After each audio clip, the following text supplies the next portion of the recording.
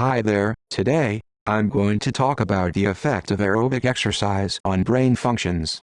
Many of us do cardio exercises in order to do diet or improve endurance. However, like Platonism and Socrates said, it has been known that aerobic exercise improves brain functions.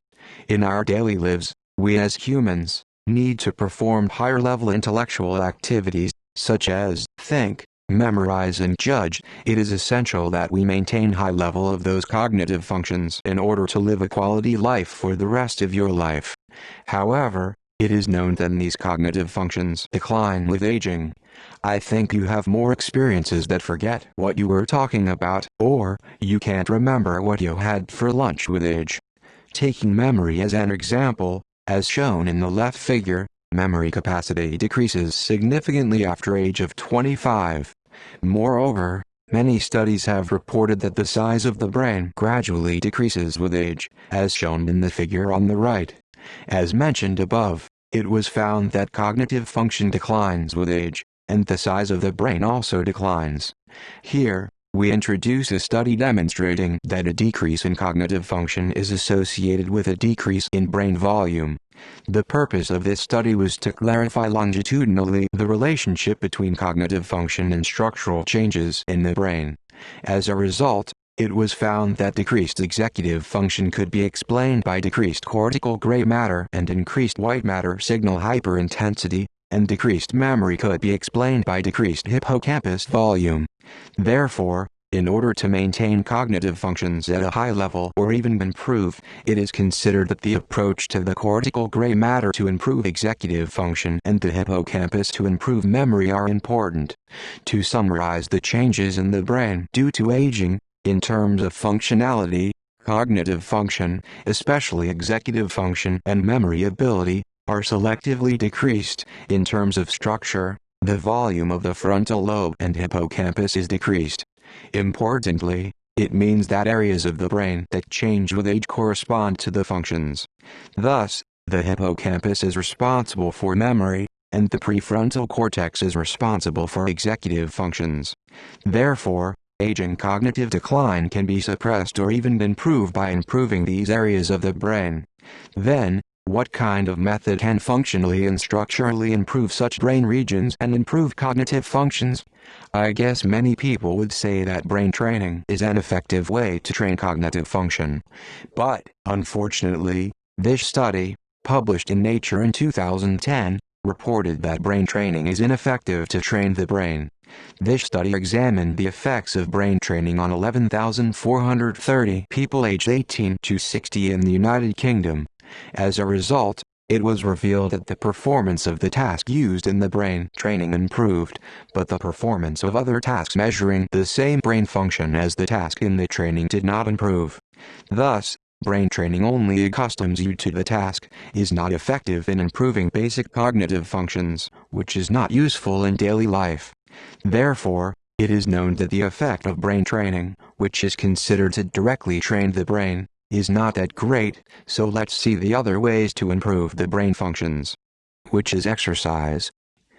The graph on the left shows the relationship between aerobic capacity and the volume of the hippocampus, which controls memory. As you can see, the higher the aerobic capacity, the larger the volume of the hippocampus. In addition, the figure on the right is a study that examined the relationship between the brain tissue density and aerobic ability in 55 elderly people. As a result, it was revealed that those with high aerobic capacity had significantly higher inhibition of age-related atrophy in the prefrontal cortex, parietal cortex, and temporal cortex. Thus, it is known that there is a strong relationship between aerobic capacity obtained from aerobic exercise and the brain volume that changes with aging. The brain diagram on the left is from a study comparing brain activity during a task that measures executive function called the flanker task. Flanker task is a task to answer the middle direction of the arrow as shown above. The difficult part of this task is that only the middle arrow points in the opposite direction from other arrows. That is, it is necessary to have the ability to remove unnecessary information from the surroundings and pick up only the necessary information to complete the task. As a result of comparing the brain activity in this task between a group of people with high aerobic capacity and a group of people with low aerobic capacity, in highly aerobic individuals, the prefrontal cortex and parietal cortex, which are the regions responsible for executive function, were shown to be highly active. In other words, it indicates that the execution function worked better. The figure on the right is a study that examined the relationship between aerobic capacity and math performance in children. As you can see, the higher the aerobic capacity, the higher the math performance. In addition, a cross-sectional study focusing on the hippocampus, which controls memory function, reported that there was a positive correlation between hippocampus volume and total body endurance, regardless of the years of education and age.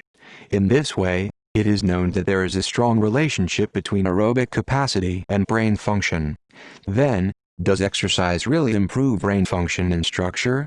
For example, in an experiment conducted by Kramer, who is one of the most famous researchers in the field, they investigated the different effects of walking or stretching in 124 elder people, aged 60 to 75 on executive function.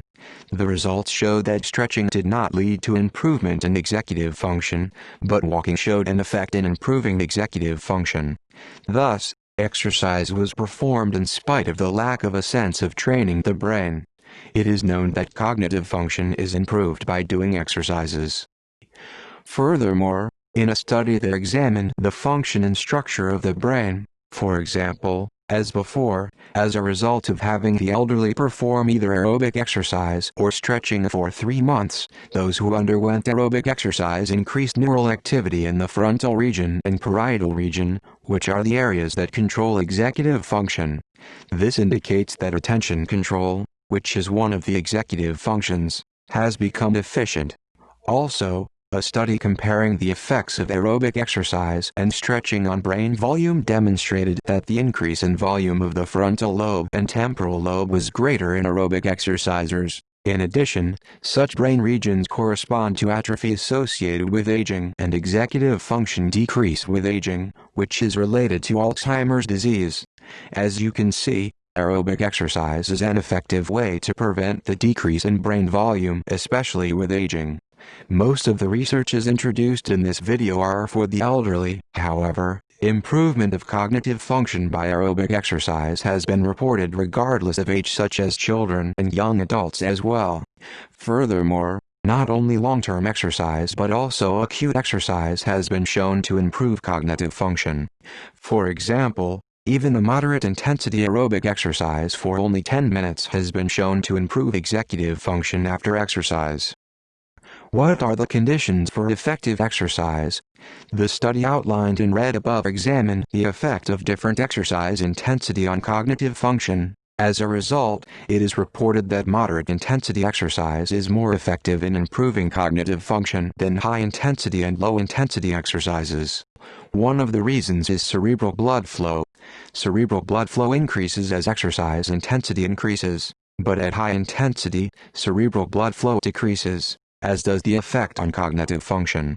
Moreover, accumulation of fatigue substances and arousal level are also considered as reasons.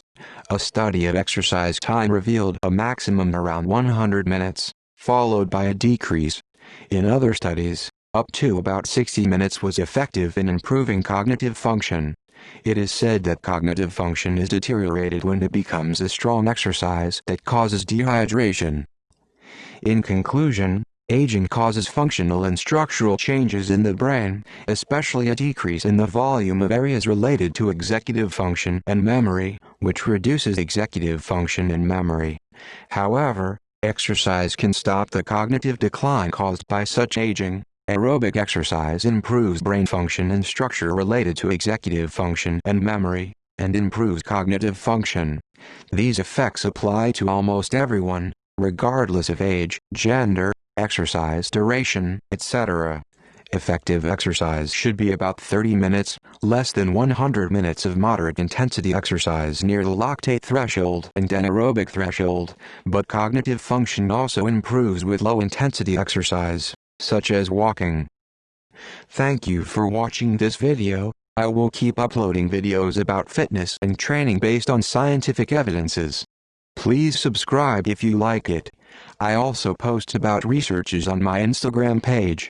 You can find the link below. I will see you in the next video. Bye.